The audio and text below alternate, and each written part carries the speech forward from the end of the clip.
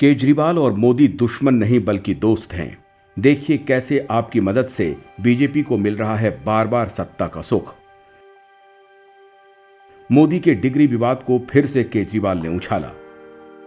राहुल को चर्चा के केंद्र से हटाने की साजिश कर रहे हैं केजरीवाल।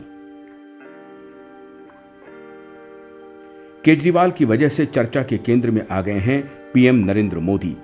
देश में कम पढ़े लिखे करोड़ों लोग करते हैं मोदी का समर्थन। बीजेपी डिग्री से ज्यादा डेडिकेशन पर देती है जोर। गुजरात में आपकी वजह से कांग्रेस को हुआ भारी नुकसान। उत्तराखंड में भी केजरीवाल ने बीजेपी को दिया सीधा फायदा। गोवा में भी केजरीवाल ने कांग्रेस का किया नुकसान। मोदी केजरीवाल मिलकर कर रहे हैं कांग्रेस को खोखला। राजनीति की दुनिया में कौन दुश्मन है कौन दोस्त, इसकी पहचान करना आम जनता के लिए आसान नहीं होता है। मोदी और केजरीवाल के बारे में भी कुछ लोगों की ये सोच है कि अंदर खाने दोनों दोस्त हैं। हालांकि दोनों नेता सार्वजनिक मंच से एक दूसरे के खिलाफ जमकर आग उगलते हैं। ये लोग नए नए पैंतरे अपना रहे हैं। 2014 में लेकिन दोनों नेताओं का मकसद कांग्रेस के वोट बैंक पर कब्जा जमाने की है। इसलिए मकसद के लिहाज से मोदी और केजरीवाल एक ही नैया पर सवार नजर आते हैं। जब से राहुल गांधी की लोकसभा की सदस्यता रद्द हुई है, तब से राहुल गांधी चर्चा के केंद्र में आ गए थे। लेकिन अचानक से केजरीवाल ने पीएम नरेंद्र मोदी की डिग्री को लेकर सवाल खड़ा कर दिया।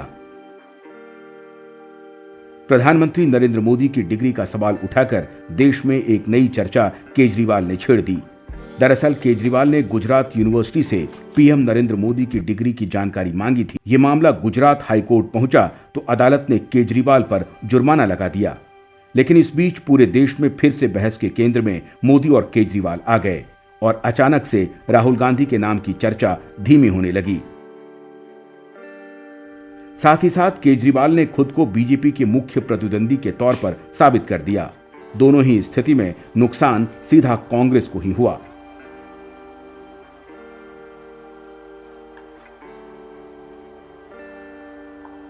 मैं छोटा सा था, 1977 की बात है।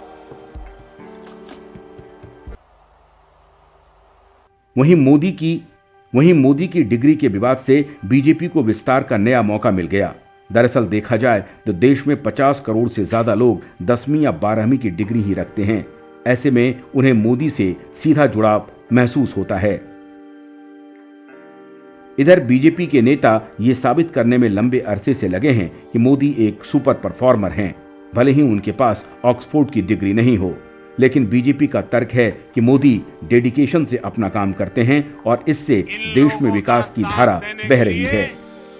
कुछ लोग देश के भीतर है और कुछ देश के बाहर भी बैठकर अपना काम करते। साफ है केजरीवाल ने एक बार फिर आम जनता के दिल में जगह बनाने का एक बड़ा मौका मोदी को बैठे बिठाए दे दिया है।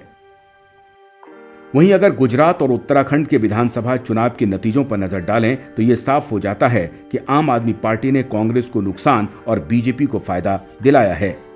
गुजरात विधानसभा चुनाव में कांग्रेस को 27.28% वोट मिले, जो कि 2017 के विधानसभा चुनाव की तुलना में 14% कम है। जबकि इस चुनाव में आम आदमी पार्टी को लगभग 13% वोट मिले थे। यानी केजरीवाल ने सीधे सीधे कांग्रेस के वोट बैंक में ही सेंध लगाई है और इसी के कारण कांग्रेस 77 सीटों से खिसक कर 17 सीट पर आ गई।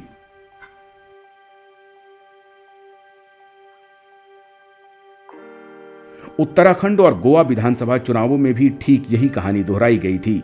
उत्तराखंड में भाजपा को 44.3% और कांग्रेस को 37.9% वोट मिले थे। कांग्रेस को भाजपा से 6.4% कम वोट मिले, जबकि इसी चुनाव में केजरीवाल की आम आदमी पार्टी को 3.3% और बीएसपी को 4.8% वोट मिले।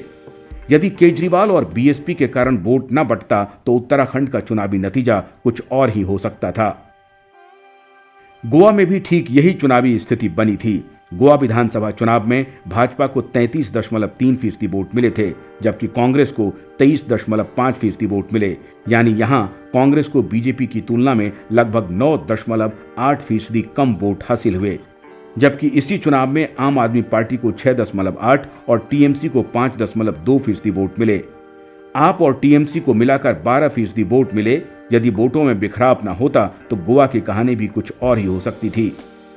आंकड़ों के नजरिए से भी केजरीवाल मोदी के मददगार नजर आते हैं, इसलिए यह कहना सही लगता है कि मोदी और केजरीवाल दुश्मन से ज्यादा दोस्त हैं।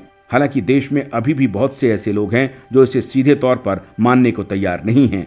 ब्यूरो रिपोर्ट, क्यूवाइब नेटवर्क।